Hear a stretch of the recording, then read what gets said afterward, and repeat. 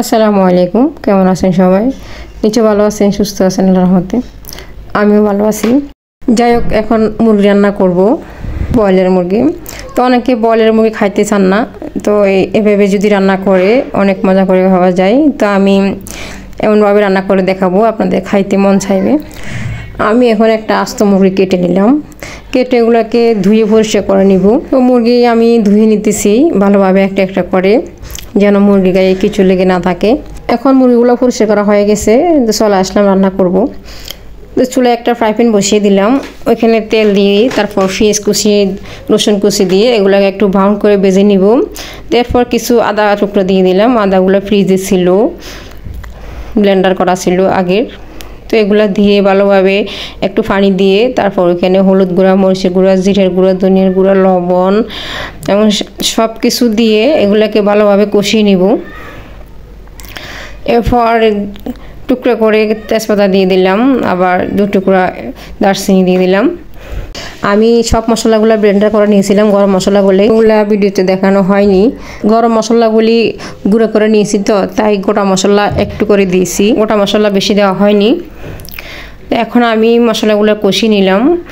এভাবে ভালোভাবে কষিয়ে নিতে হবে মুরগি রান্নার সময়। ব্রয়লার মুরগি রান্না করার সময় বেশি কষাতে হয়, না হলে মুরগিগুলো গন্ধ থেকে যায়।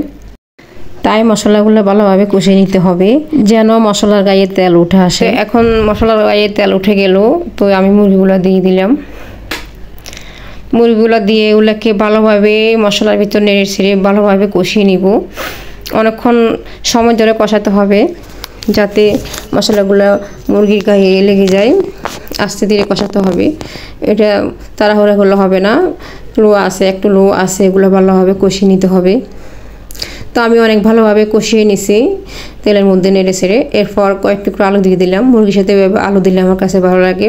তো আপনাদের কেমন লাগে আমাকে অবশ্যই কমেন্ট করে জানাবেন। আলুটা আমার অনেক ফেভারিট একটা জিনিস, আমার বাসায় সবার একটা ফেভারিট জিনিস আলু।